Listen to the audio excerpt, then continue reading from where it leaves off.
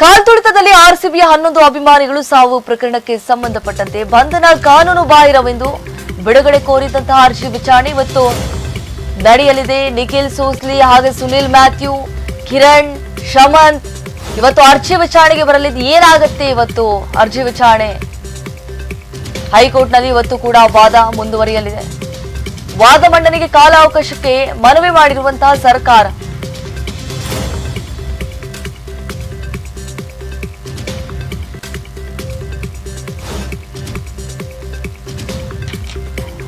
ಸರ್ಕಾರದ ಪರವಾಗಿ advocate general Shashikiran Shetty ಮನವಿ ಮಾಡಿಕೊಂಡಿದ್ರು.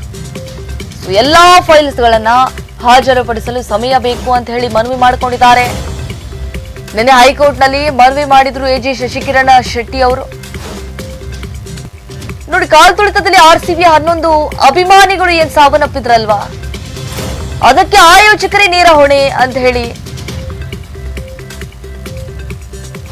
ಹೇಳಲಾಗಿದೆ. ಅವರನ್ನ ಏನ್ ಬಂಧನ ಮಾಡಿದ್ರು, ಇಷ್ಟು ದಿನ ಪರಪ್ಪನ ಅಗ್ರಹಾರದಲ್ಲಿ ಇರಿಸಿದ್ರು, ಆಮೇಲೆ ಕಸ್ಟಡಿಗೆ ಬೇಕು ಅಂತ ಹೇಳಿ ಪೊಲೀಸರು ಕೂಡ ಕೇಳಿದ್ರು. ಯಾಕಂದ್ರೆ ಈ ಒಂದು ಪ್ರಕರಣದಲ್ಲಿ ತನಿಖೆ ಮಾಡುವಂಥದ್ದು ಅಗತ್ಯ ಇದೆ. ನಿಖಿಲ್ ಸೋಸ್ಲಿ, ಸುನಿಲ್ ಮ್ಯಾಥ್ಯೂ, ಕಿರಣ್, ಶಮಂತ್ ಈ 4 ಅರ್ಜಿ ವಿಚಾರಣೆ ಇವತ್ತು ಬರಲಿದೆ. ಏನಾಗುತ್ತೆ ಇವತ್ತು? ಎಲ್ಲರ ಚಿತ್ತ ಹೈಕೋರ್ಟ್ನ ತಾನು ಹಾಗೆ ಇವತ್ತು ವಾದ ಕೂಡ ನಡೆಯಲಿದೆ. ಎಜೆ ಶಶಿಕಿರಣ್ ಶೆಟ್ಟಿ ಅವರು ಕೇಳ್ಕೊಂಡಿದ್ರು, ಮನವಿ ಮಾಡ್ಕೊಂಡಿದ್ರು, ಫೈಲ್ಸ್ ಗಳನ್ನ ಸಬ್ಮಿಟ್ ಮಾಡೋದಕ್ಕೆ ಸ್ವಲ್ಪ ಟೈಮ್ ಬೇಕ್ರಿ ಅಂತ ಹೇಳಿ. ಸೊ ನೋಡಿ, ಕಾಲ್ತುಳಿತ ಪ್ರಕರಣದಲ್ಲಿ ನಿಖಿಲ್ ಸೋಸ್ಲಿ ವಿರುದ್ಧ ಯಾವುದೇ ರೀತಿಯಾದಂತಹ ಸಾಕ್ಷ್ಯಗಳಿಲ್ಲ ಅಂತ ಹೇಳಿ ವಾದವನ್ನ ಮಾಡಲಾಗಿತ್ತು. ಸೋಸ್ಲಿ ವಿರುದ್ಧ ಯಾವುದೇ ರೀತಿಯಾದಂತಹ ಎವಿಡೆನ್ಸ್ಗಳಿಲ್ಲ, ಎಫ್ಐಆರ್ ನಲ್ಲಿಯೂ ಕೂಡ ಅವರ ಹೆಸರಿಲ್ಲ. ಅರ್ಜಿದಾರರನ್ನ ಬಂಧಿಸಿರುವುದು ನಿಜಕ್ಕೂ ಅದು ಕಾನೂನು ಬಾಹಿರವಾಗಿದ್ರೆ ಅವರನ್ನ ಒಂದು ಕ್ಷಣವೂ ಜೈಲಿನಲ್ಲಿಡುವುದಕ್ಕೆ ಅವಕಾಶ ಇಲ್ಲ ಅಂತ ಹೇಳಿ ಅರ್ಜಿದಾರರ ಪರ ವಕೀಲರು ಕೂಡ ವಾದವನ್ನ ಸುದೀರ್ಘವಾಗಿ ಮಂಡಿಸಿದ್ರು. ನಿನ್ನೆಷ್ಟೇ ಅರ್ಜಿಯನ್ನ ಮುಂದೂಡಿಕೆ ಮಾಡಲಾಗಿತ್ತು. ಅದೇ ಅರ್ಜಿ ಇವತ್ತು ವಿಚಾರಣೆಗೆ ಬರುತ್ತೆ. ಏನಾಗುತ್ತೆ ಇವತ್ತು? ರಾಯಲ್ ಚಾಲೆಂಜರ್ಸ್ ವಿಜಯೋತ್ಸವದಲ್ಲಿ ನಗರದ ಎಂ ಚಿನ್ನಸ್ವಾಮಿ ಕ್ರೀಡಾಂಗಣದ ಮುಂದೆ ಕಾಲ್ತುಳಿತ ಆಗಿದಲ್ವಾ, 11 ಮಂದಿ ಸಾವನ್ನಪ್ಪಿದ್ರು. ಇದಕ್ಕೆ ಸಂಬಂಧಪಟ್ಟಂತೆ ತಮ್ಮನ್ನ ಬಂಧಿಸಿರುವಂತಹ ಕ್ರಮವನ್ನ ಪ್ರಶ್ನಿಸಿ ಆರ್ಸಿಬಿ ಮಾರ್ಕೆಟಿಂಗ್ ಮುಖ್ಯಸ್ಥರಾಗಿರುವಂತಹ ನಿಖಿಲ್ ಸೋಸ್ಲೆ ಮತ್ತಿತರರು ಸಲ್ಲಿಸಿರುವಂತಹ ಅರ್ಜಿ ವಿಚಾರಣೆಯನ್ನ ಹೈಕೋರ್ಟ್ ಇವತ್ತಿಗೆ ಮುಂದೂಡಿತ್ತು. ಇವತ್ತು ವಿಚಾರಣೆಗೆ ಬರುತ್ತೆ. ನಿಖಿಲ್ ಸೋಸ್ಲೆ, ಸುನಿಲ್ ಮ್ಯಾಥ್ಯೂ, ಕಿರಣ್ ಕುಮಾರ್ ಮತ್ತು ಶಮಂತ್ ಮಾವಿನಕೆರೆ ಮತ್ತಿತರರು ಸಲ್ಲಿಸಿದಂತಹ ಅರ್ಜಿಯ ವಿಚಾರಣೆ ನಡೆಸಿದಂತಹ ನ್ಯಾಯಮೂರ್ತಿ ಎಂ ಕೃಷ್ಣಕುಮಾರ್ ಅವರಿದ್ದಂತಹ ನ್ಯಾಯಪೀಠ ವಿಚಾರಣೆಯನ್ನು ಕೂಡ ಮುಂದೂಡಿತು. ವಿಚಾರಣೆ ಸಂದರ್ಭದಲ್ಲಿ ಅರ್ಜಿದಾರರ ಪರ ವಕೀಲರು ಸುಪ್ರೀಂ ಕೋರ್ಟ್ ಹಲವು ತೀರ್ಪುಗಳನ್ನು ಉಲ್ಲೇಖಿಸಿ ಸೋಸ್ಲೆ ವಿರುದ್ಧ ಯಾವುದೇ ರೀತಿಯಾದಂತಹ ಎವಿಡೆನ್ಸ್ಗಳಿಲ್ಲ, ಅಲ್ಲಿ ಸಾಕ್ಷ್ಯಾಧಾರಗಳೇ ಇಲ್ಲ, ಅವರ ಪಾತ್ರ ಏನು ಎಂಬುದೇ ಗೊತ್ತಿಲ್ಲ, ಎಫ್ಐಆರ್ ನಲ್ಲೂ ಕೂಡ ಅವರ ಹೆಸರು ಪ್ರಸ್ತಾಪ ಮಾಡಿಲ್ಲ, ಅರ್ಜಿದಾರರನ್ನ ಬಂಧಿಸಿರುವುದು ಕಾನೂನು ಬಾಹಿರವಾಗಿದ್ರೆ ಅವರನ್ನ ಒಂದು ಕ್ಷಣವೂ ಜೈಲಿನಲ್ಲಿಡುವುದಕ್ಕೆ ಅವಕಾಶ ಇಲ್ಲ ಅಂತ ಹೇಳಿ ವಾದವನ್ನ ಕೂಡ ಹೂಡಿದ್ರು.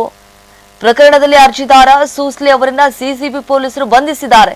ಸಿಸಿಬಿ ಪ್ರತ್ಯೇಕ ತನಿಖಾ ಸಂಸ್ಥೆಯಾಗಿದೆ. ಪ್ರಕರಣದ ತನಿಖೆಯನ್ನ ಸಿಐಡಿಗೆ ಕೊಡಲಾಗಿದೆ.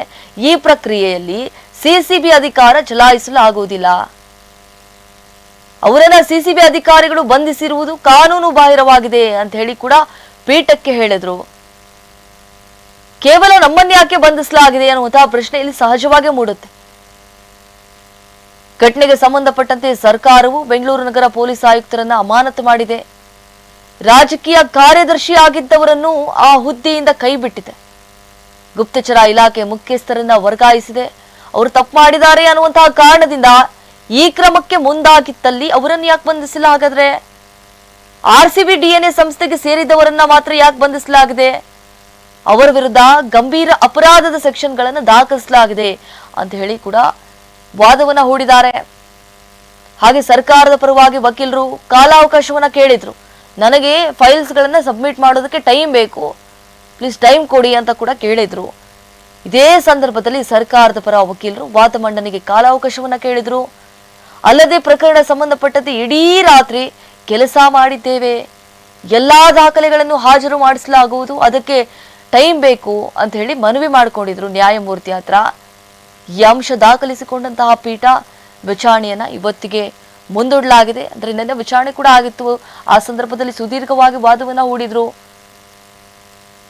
ಇನ್ನಷ್ಟು ಫೈಲ್ಸ್ ಗಳನ್ನ ಸಬ್ಮಿಟ್ ಮಾಡೋದಿತ್ತು, ಹಾಗಾಗಿ ಮನವಿ ಮಾಡಿಕೊಂಡ್ರು.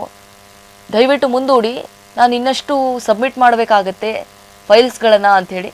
ಸೊ ಇವತ್ತು ವಿಚಾರಣೆ ಮುಂದೂಡಲಾಗಿದೆ. ಆದರೆ ಇಲ್ಲಿ ಗೊತ್ತಾಗ್ತಾ ಇರೋದು ಏನಪ್ಪಾ ಅಂತಂದ್ರೆ, ಅವರು ವಾದವನ್ನು ಹೂಡುವಂತಹ ಸಂದರ್ಭದಲ್ಲಿ ನಿಖಿಲ್ ಸೂಸ್ಲೆ ಅವರ ಪಾತ್ರ ಏನು ಇಲ್ಲ ಅನ್ನುವಂತಹ ರೀತಿಯಾಗಿ ಬಿಂಬಿಸಿದ್ದಾರೆ. ಅಂದ್ರೆ ಯಾವುದೇ ರೀತಿಯಾದಂತಹ ಸಾಕ್ಷ್ಯಾಧಾರಗಳು ಇಲ್ಲ ಅಲ್ಲಿ. ಪ್ರಕರಣಕ್ಕೆ ಸಂಬಂಧಪಟ್ಟಂತೆ ನ್ಯಾಯಾಲಯ ಕಲಾಪ ಪ್ರಾರಂಭವಾಗ್ತಾ ಇದ್ದಂತಹ ನಡೆದಂತಹ ವಿಚಾರಣೆ ಸಂದರ್ಭದಲ್ಲಿ ಸರ್ಕಾರದ ಪರ ವಕೀಲರು ಸಿಸಿಬಿ ಮುಖ್ಯಸ್ಥರನ್ನು ಪೊಲೀಸ್ ಠಾಣೆಗಳ ಉಸ್ತುವಾರಿ ಅಧಿಕಾರಿಗಿಂತ ಉನ್ನತ ಶ್ರೇಣಿಯ ಅಧಿಕಾರಿ ಎಂಬುದಾಗಿ ಘೋಷಣೆ ಮಾಡಿ ಆದೇಶಿಸಿರುವುದಾಗಿ ತಿಳಿಸಿದ್ರು. ಇದಕ್ಕೆ ಪೀಠ ಆದೇಶವನ್ನ ಕೂಡ ಹಾಜರುಪಡಿಸಬೇಕು ಅಂತ ಹೇಳಿ ಸೂಚನೆ ಕೊಟ್ಟಿತ್ತು. ಇವತ್ತು ಇದಕ್ಕೆ ಈ ಪ್ರಕರಣಕ್ಕೆ ಸಂಬಂಧಪಟ್ಟಂತೆ ವಿಚಾರಣೆ ಆಗತ್ತೆ. ಏನಾಗತ್ತೆ ಇವತ್ತು ಕಾದ್ ನೋಡಬೇಕಾಗಿದೆ.